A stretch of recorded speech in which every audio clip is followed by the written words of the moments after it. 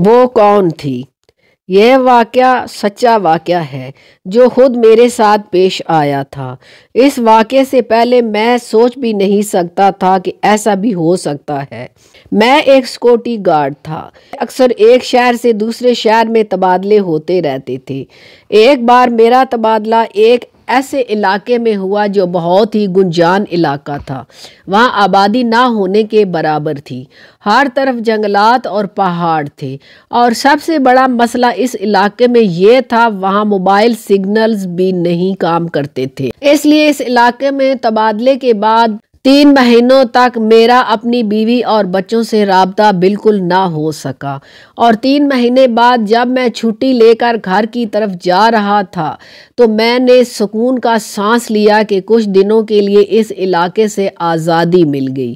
میں اپنے علاقے پہنچ چکا تھا، لیکن اس وقت کافی رات ہو چکی تھی اور کوئی رکشہ یا ٹیکسی مجھے نہ مل سکی۔ تو میں نے سوچا اتنا لمبا سفر تو ہے نہیں، کسی گدھے پر بیٹھ کر گھر چلا جاتا ہوں۔ یہی سوچ کر میں نے اپنا بیگ کندھے پر رکھا، وہاں سے گزرتے ایک گدھے کو کان سے پکڑا اور اس پر بیٹھ گیا اور سفر شروع کر دیا۔ اسٹیشن سے ہمارے گھر کے درمیان راستے میں ایک بہت بڑا قبرستان آتا تھا، اور میں جب اس قبرستان والے راستے کے پاس سے گزرا تو مجھے قبرستان کے درمیان ایک لڑکی کھڑی نظر آئی جو ایک قبر کے پاس بیٹھی تھی۔ اس لڑکی نے سیاہ چادر اوڑھ رکھی تھی، اس لیے میں اس کا چہرہ تو نہ دیکھ سکا۔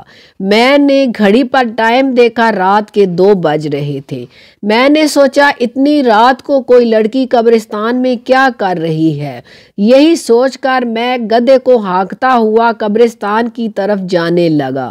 ہمارے علاقے کے قبرستان کے بارے میں آج تک کوئی ڈر خوف والی افواہ نہیں سنی تھی، اس لیے بے جھجک بے خوف میں اس قبرستان کی طرف جانے لگا۔ اس قبر کی طرف جانے لگا جہاں وہ لڑکی کھڑی تھی۔ میں تھوڑا مزید قریب ہوا تو میں نے دیکھا کہ وہ لڑکی قبرستان میں جھاڑو دے رہی تھی۔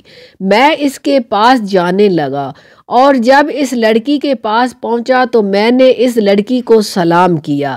اس لڑکی نے میرے سلام کا جواب دیا اور بولی، کیسے ہیں آپ عبدالرحمن چاچا؟ میں اس لڑکی کی زبان سے اپنا نام سن کر حیران ہوا۔ میں نے پوچھا، آپ میرا نام کیسے جانتی ہو بیٹا؟ اس لڑکی نے مسکراتے ہوئے جواب دیا، چاچا آپ مجھے بھول گئے، میں نواز الدین کی بیٹی ہوں رمشا۔ میں نے تھوڑا سا ذہن پر زور دیا اور مجھے یاد آیا وہ لڑکی دراصل ہمارے پرانے محلے دار تھے جو 4 سال پہلے ہمارا محلہ چھوڑ کر چلے گئے تھے۔ بہت دور کی رشتہ داری بھی تھی میری ان سے۔ اب تو وہ لڑکی کافی بڑی ہو چکی تھی۔ میں نے جب اسے دیکھا تھا تب وہ میری بیٹی کے ساتھ اکثر ہمارے گھر کھیلنے کے لیے آیا کرتی تھی۔ میں نے کہا، ابو اور امی کیسے ہیں بیٹا؟ رمشا نے کہا، سب ٹھیک ہے چاچا جان، آپ کیسے ہیں اور نادیہ کیسی ہے؟ رمشا نے میری بیٹی کا نام لیا تھا۔ میں نے کہا، وہ سب ٹھیک ہے بیٹا، لیکن تم اتنی رات کو قبرستان میں کیا کر رہی ہو؟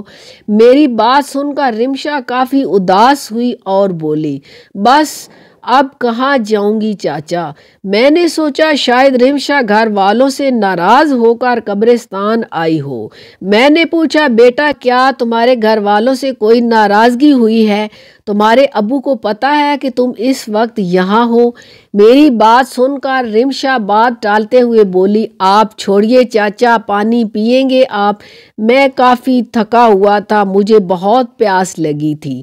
میں نے کہا، ہاں بیٹا پلا دو۔ رمشا نے ایک چھوٹے گھڑے سے پانی نکالا اور پانی کا پیالہ میری طرف بڑھایا۔ رات کا وقت تھا، میں نے پیالے کی طرف دیکھے بنا ہی پیالہ ہونٹوں سے لگایا اور سارا پانی پی گیا، لیکن پانی پینے کے بعد مجھے احساس ہوا جیسے پانی کا ذائقہ کافی عجیب تھا۔ میں تھوڑی دیر وہیں کھڑا رہا، پھر رمشا سے بولا، آؤ بیٹا تمہیں گھر لے جاتا ہوں، تمہارے والدین سے جو شکایات ہوں گی مل بیٹھ کر حل کر لیں گے، بیٹھو پیچھے گدھے پر۔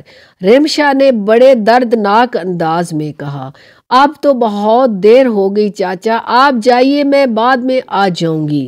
میں نے گدھے کے کان پکڑے اور رمشا کو خدا حافظ کہتا گھر کی طرف روانہ ہوا۔ میں 1 گھنٹے بعد گھر پہنچا۔ رات کافی ہو چکی تھی۔ میری بیوی دروازے پر مجھے اچانک دیکھ کر حیران تھی اور کافی خوش بھی۔ باقی بچے سو رہے تھے۔ میری بیوی مجھے ایک کمرے میں لے گئی اور میرے لیے چائے بنا کر لے آئی۔ کھانا میں راستے میں کھا چکا تھا۔ باتوں باتوں میں نے اپنی بیوی سے پوچھا، یہ نواز الدین بھائی آج کل کہاں رہتے ہیں؟ میری بیوی اچانک نواز الدین کا ذکر سن کر حیران ہوتے ہوئے بولی، وہ دوسرے محلے چلے گئے تھے، پھر کوئی خاص رابطہ نہیں ہوا۔ میں بس ایک بار ان کے گھر گئی تھی، لیکن ان کا ایک بیٹا میرے خیال میں وابڈا میں نوکری کرتا ہے۔ باتوں باتوں میں نے بیوی سے یہ جاننے کی کوشش کی، اور ان کی 2 بیٹیاں کیسی ہیں اب؟ میری بیوی نے جواب دیا، بڑی بیٹی سعدیہ کی تو شادی ہو گئی اور چھوٹی بیچاری۔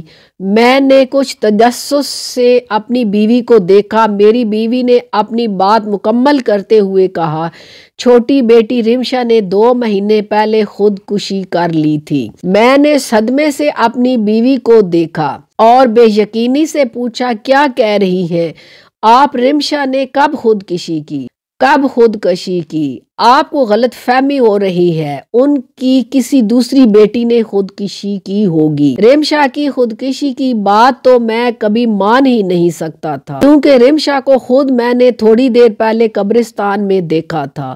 میری بیوی بولی، مجھے غلط فہمی کیسے ہو سکتی ہے؟ میں خود رمشا بیچاری کے جنازے پر نواز الدین کے گھر گئی تھی۔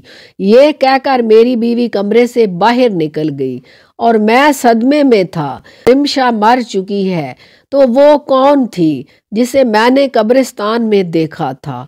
اور وہ پانی جو مجھے رمشا نے پلایا تھا وہ کیا تھا؟ اس کا ذائقہ میں آج تک نہیں بھول پایا، اور اس کا کہا ہوا وہ جملہ آج تک میرے دل پر نقش ہے۔ اب تو بہت دیر ہو گئی، میں آج تک یہ جان نہ سکا کہ رمشا مر چکی تھی تو میں نے قبرستان میں کس کو دیکھا تھا۔ کہانی کے بارے میں اپنی رائے ضرور دیں۔ اگر آپ کو میری کہانی اچھی لگے تو میرے چینل کو سبسکرائب کیجیے، لائک کیجیے اور شیئر کیجیے، اور کمنٹس میں بتائیے آپ کو میری کہانی کیسی لگی۔ اس کے ساتھ اللہ حافظ۔ Thank you so much.